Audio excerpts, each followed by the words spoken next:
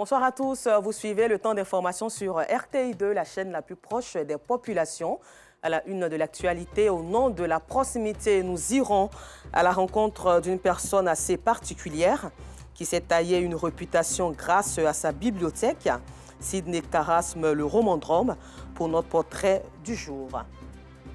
Et puis à l'intérieur de la Côte d'Ivoire, une intoxication alimentaire a causé la mort de 5 personnes à Anassué. Encore merci d'être présent avec nous. Passons tout de suite à notre rubrique du jour, le portrait de l'A2.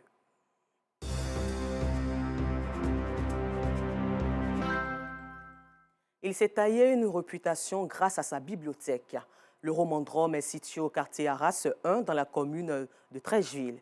Sidney Karasme est passionné de livres dédiés. La majeure partie de son temps a suscité l'amour de la lecture chez les grands et chez les petits.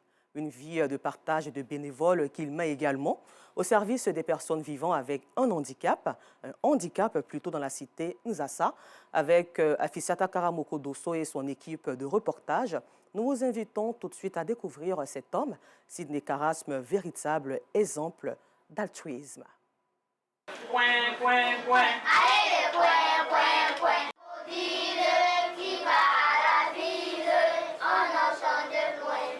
Nous ne sommes pas dans une salle de classe, mais plutôt au Romandrome, une bibliothèque sociale au quartier Arras 1 dans la commune de Trècheville. Ici, la lecture est l'activité principale et les enfants fréquentent ce lieu avec un grand engouement. Une fois sur place, ils se soumettent tous à cet exercice. Qui va-t-elle rencontrer sur son chemin? Quelle aventure palpitante l'attend? Devait continuer son voyage. Alors elle reprit la mer et se laissa vaguer. Le Romandrome, cet espace destiné à la lecture, existe depuis 20 ans maintenant. Il a été créé par Sidiki Karamoko Bané, plus connu sous le nom de Sidney Karams. Ce passionné de livres incite sans cesse les populations de Trècheville à s'adonner à cette activité. Il se dit même coach en motivation littéraire. Les personnes, par exemple, qui ont perdu l'habitude de lire, moi, je motive ces personnes. Quand ces personnes m'approchent pour dire « Ah, monsieur Sidney, j'ai du mal à lire » ou bien « Mon enfant ne sait pas lire, mon enfant a du mal à lire, qu'est-ce que vous nous proposez ?» Je leur donne les techniques, les astuces de la lecture. En plus de la lecture, il meuble les après-midi de ses enfants avec plusieurs autres activités. Alors, les enfants, je mets le cri de l'animal et puis vous dites le nom. Le chat! Le cheval! La poule! Est-ce que c'est un animal? Non! Le romandrome apprend aux enfants à faire du théâtre, les dictées, la poésie, l'humour, la chanson. On donne des cours d'espagnol ici, enfin, même des cours d'anglais aussi. La particularité de cet édifice, il est ouvert à tous et totalement gratuit. Tonton Sidney fait ça par passion. C'est la déventure de ma maison que j'ai utilisée pour faire une bibliothèque. Je me dis, Dieu m'a donné une chance d'avoir une bibliothèque. Dieu m'a donné une chance de savoir m'exprimer. Dieu m'a donné une chance d'avoir quelque chose dans la tête. Pourquoi ne pas partager ça gratuitement avec les autres? Sidney Karams est humoriste à ses moments perdus. Il utilise ce talent pour faire vivre le romandrome. Ce sont mes cachets d'humoriste que j'utilise pour faire tourner le romandrome. Je remercie la mairie de Trècheville aussi qui me soutient par une subvention annuelle. Ces jeunes lecteurs passent du bon temps et se disent toujours heureux de se retrouver au romandrome. Je viens au romandrome pour apprendre et à écrire, pour être bien éduqué. Ça me plaît d'être ici parce que tonton Karam est très gentil avec nous. Il nous prête les livres pour lire. Et il nous apprend à lire aussi. Et quand la fin de la session arrive, c'est l'heure de la séparation. Toujours dans la bonne humeur avec tonton Sidney. Au revoir, au revoir, au revoir. Après les activités, on libère les enfants et je les regarde partir. C'est une cité bien sécurisée, bien fermée. Et après, les parents m'envoient des messages, me disent que les enfants sont bien rentrés chez eux, tout et tout. Et puis voilà. Pour les parents, l'idée d'un espace littéraire dans les communes est salutaire. J'envoie mon enfant au romandrome parce que depuis très longtemps, Sidney Karams, qui a toujours œuvré pour encourager la lecture au sein même de toute la communauté, mais en particulier les enfants. Il nous a toujours conseillé que l'apprentissage est au bas âge, surtout au niveau de la lecture. Après un après-midi bien animé, Sidney Karams, ou si vous voulez, Monsieur Romandrome, poursuit son combat littéraire. Direction le grand carrefour de Marcory. Muni de sa moto qui lui sert de présentoir, il se rend sur ce site pour exposer, conseiller et surtout vendre des livres aux adultes. Venez voir les très bons romans. Chaque fois que je finis avec les enfants, je viens ici jusqu'à 21h. Ma clientèle en général, ce sont les étudiants, les élèves, les travailleurs, les personnes qui ont perdu certains bouquins depuis des années, qui cherchent ces bouquins-là. Et moi, j'arrive à trouver ces bouquins pour ces personnes. Et au Grand Carrefour de Marcory encore, ça me permet d'avoir un carnet d'adresses. Vous voyez, c'est mon cahier de comptabilité, en même temps mon cahier d'adresses. Ça me permet de tisser des relations. Les passants ne se font pas prier pour échanger avec lui. Vous faites ces livres à combien? Je suis régulièrement au Grand Carrefour de Marcory. Je vous vois. Aujourd'hui, je passe vraiment me renseigner sur ce qu'il en est. Sidney Karams, une vie au service des autres, et son altruisme va bien au-delà des livres. Sidney Karams est depuis le 22 mars 2022 président des personnes en situation de handicap dans la commune de Treichville. Ce midi, il est au siège des affaires culturelles de la mairie pour participer au déjeuner annuel en faveur des personnes vivant avec un handicap organisé par les autorités communales.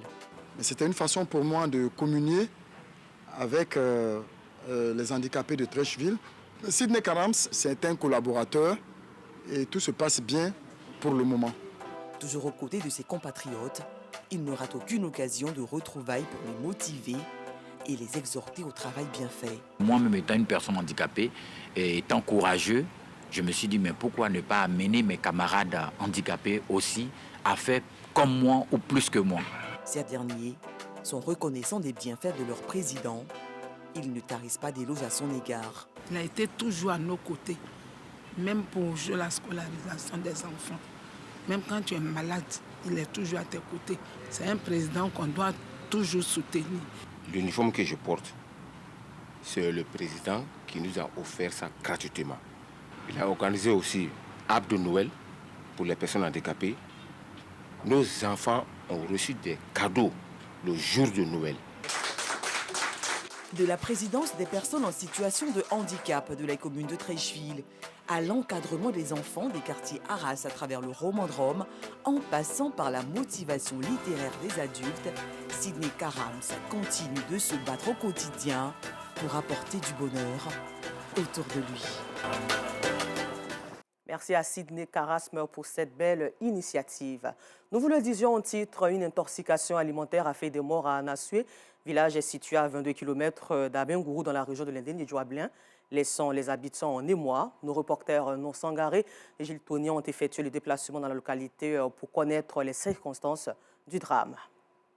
Situé à 22 km d'Abengourou, dans la région de l'Indéni-Djouablin, à l'est de la Côte d'Ivoire, le village d'Anassué est en deuil. Une intoxication alimentaire serait à l'origine de ce deuil. La famille Abbé a perdu 3 de ses enfants dans ce drame. Les parents sont inconsolables.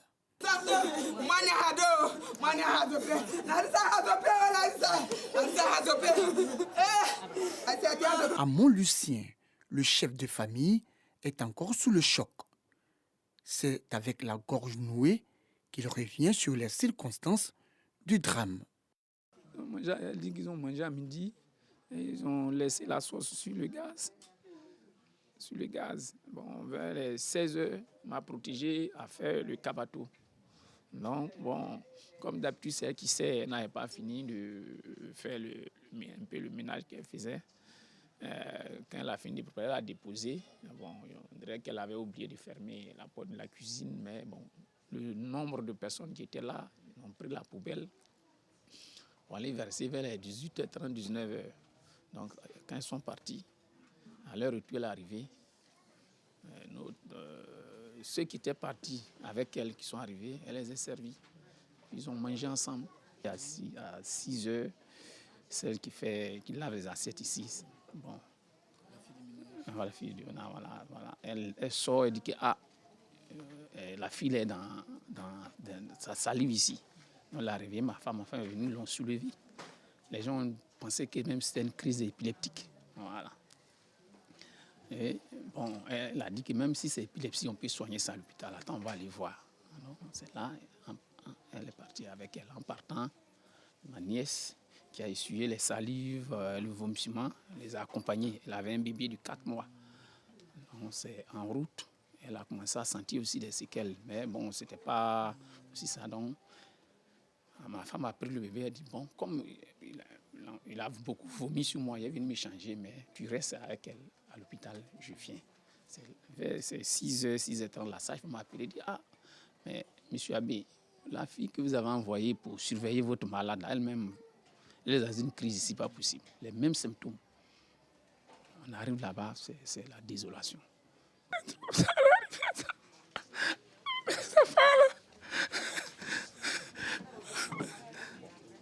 Après les 3 premiers décès, 3 autres victimes, dont un nourrisson, ont présenté les mêmes signes. Celle qui a 20 ans, là, elle est nourrice. Donc c'est par le sein.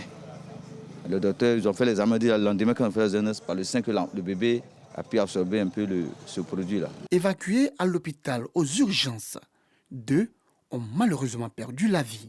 Il s'agit des enfants d'une autre famille qui avait pour habitude de manger chez la famille voisine. Le père n'en revient pas. J'ai perdu 2 de mes enfants. Une fille, un garçon. Le garçon a 12 ans. La fille a 10 ans. Le garçon fait la classe de CM2 et la fille la classe de CM1.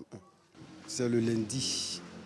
Lundi matin, j'ai envoyé la fille à Bengourou. Elle faisait diarrhée. Elle est vomissements.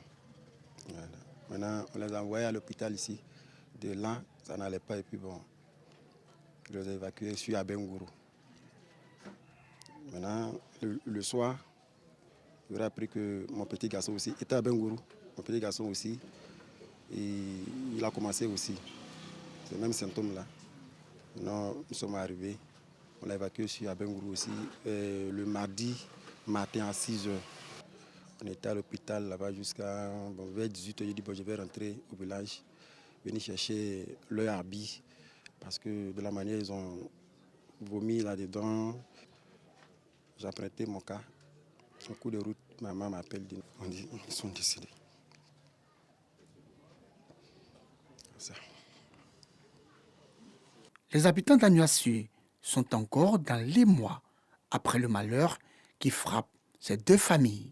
C'est du coup depuis lors, même vivant de leur papa, tous nos grands frères, même il y a 2 médecins, qui sont des ingénieurs, c'est là tout le monde, c'est un lieu de retrouvailles. Et ça continue comme ça, c'est passé par le président de Métier ici, ils sont passés par nous, on est passé par là. Et son enfant, l'œuvre que le papa faisait de façon sociale, c'est ce qu'il fait pas des dimanches, samedis, ils organisent des petits festins pour les enfants. Donc, ça a été un lieu d'habitude pour les enfants. Lui, on a eu la chance que c'est du Capato. Moi, mes enfants, c'est le riz, ils aiment. Ils viennent manger là. Mais si ils étaient Capato, ils sont venus bouder la femme de M. Abbé. Pour lui faire du riz, c'est Capato qui a fait. Puis ils sont retournés. Voilà pourquoi on a eu la chance, sinon ça allait être plus pire que ça. Pour l'heure, l'origine de l'intoxication reste encore inconnue. Les enquêtes sont aux mains des spécialistes. Les populations, elles, sont impatientes de connaître les résultats.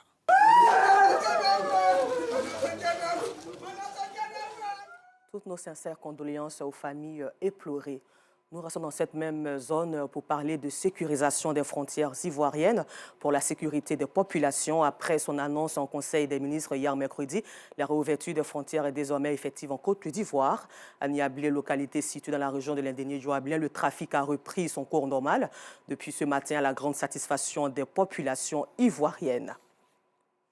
Et pour mettre l'accent sur la sécurité routière, le dernier jour du Conseil, Le ministère des Transports a annoncé plus tôt l'entrée en vigueur dès le 1er mars prochain du permis à points.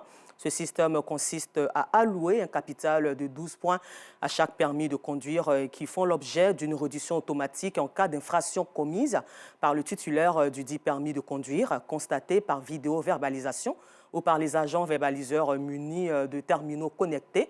Comment réagissent les transporteurs et les populations face à cette nouvelle mesure? Les réponses dans ce reportage.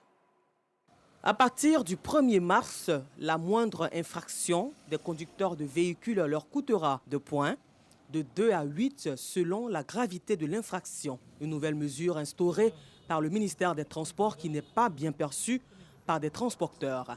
Ils ne nous ont pas sensibilisés et on fixe une date pour dire qu'en mars, le permis à points rentre en vigueur. Pourquoi? On ne sait pas comment ça fonctionne. Et le ministre à la télévision, il nous dit que le permis à point doit être mis en circulation d'ici début mars. C'est trop court. Dans 1 mois, pour une sensibilisation, nous sommes combien d'Ivoiriens? C'est sûr que je ne vais pas aimer parce que si le jour où je vais aller passer peut-être la visite, je vais me retrouver avec une facture qui m'attend là-bas, c'est sûr que je ne vais pas aimer. Inhabituel pour moi et bon, c'est quelque chose de nouveau. Je pense bien que l'État gagnerait mieux à nous sensibiliser d'abord avant de nous imposer ça. Ce point de vue n'est pas perçu par tous. C'est une bonne chose, ça va nous permettre aussi de bien conduire, respecter les feux. Nous aussi, notre priorité aussi, la vie, pour éviter beaucoup d'accidents. Le président national des auto-écoles de Côte d'Ivoire nous dit ce qu'il pense de cette réforme. Nous qui sommes censés, nous sommes la base, c'est nous qui enseignons ce que c'est que le code. Nous enseignons le permis. Mais aller prendre des décisions sans associer les auto-écoles, moi, je dis que vraiment, ce n'est pas la bienvenue. La décision, elle est bonne, mais c'est l'application qui a causé problème. Il faut sensibiliser, former. Ça, c'est important. Lorsque on a parlé du permis à points, il faut donner un certain nombre de temps, 1 an, 2 ans, 3 ans. Les vidéo-verbalisations installées à plusieurs points de rue signaleront automatiquement en cas d'infraction. Depuis l'annonce de l'entrée en vigueur du permis à points par le ministère des Transports, les personnes qui passent le permis de conduire apprennent avec beaucoup plus de sérieux. Le permis à points, ça nous permet de mieux suivre les cours, de mieux apprendre, de mieux pratiquer les codes de la route, tout quoi, de prendre la conduite au sérieux pour avoir moins d'accidents, moins de désordre. Je pense dans tout dans l'ensemble, au fait. Pour nous, les apprenants, c'est une belle initiative, vu que ça va nous amener à nous intéresser plus au code de la route et ainsi à pouvoir respecter ça sur le terrain. Le retrait des points sur le permis se fera automatiquement selon le ministère des Transports. Nous agissons en ce qui concerne la location du capital point sur la copie électronique qui se trouve dans notre base de données. Et chaque détenteur de permis a cette copie électronique dans notre base de données. Et vous allez voir que depuis un certain temps, dans le cadre donc du lancement de cette opération, il y a des notifications qui sont faites aux titulaires des permis de conduire pour leur dire qu'il est alloué à leur permis un capital de 12 points. C'est dire que désormais, c'est sur la base de ce capital de 12 points que les infractions commises vont être sanctionnées. Le dernier Conseil national de sécurité a relevé en moyenne 46 accidents de la route par jour, faisant près de 1050 morts en 2022. Le permis à points serait efficace pour réduire les accidents de la circulation et imposer le civisme à tous les usagers de la route en Côte d'Ivoire. Hors de chez nous, la junte au pouvoir au Mali a dit sa volonté d'appliquer de manière intelligente l'accord de paix signé en 2015 avec les rebelles du Nord, en pleine période de crispation entre les deux parties. L'Américain David Malpass, actuel président de la Banque mondiale, a annoncé hier mercredi 15 février qu'il quitterait son poste d'ici au 30 juin. 1 an avant la fin de son mandat, il n'a pas avancé de raison précise, mais il est récemment trouvé sur le feu des critiques accusées d'être climato-sceptiques qui met en doute les théories les plus répandues concernant le réchauffement climatique. Et pour terminer, un violent tremblement de terre a secoué la Nouvelle-Zélande hier mercredi soir. Et selon le Centre national de surveillance sismique, GEONE, le séisme a une magnitude de 6,3. Son centre se trouve près de la capitale Wellington, à environ 48 km de profondeur dans la mer, mais les secousses ont été ressenties dans de nombreuses régions du pays. Plus de 160 000 habitations sont privées d'électricité. Encore merci à vous et bonne suite de programme sur RTI2, la chaîne la plus proche des populations.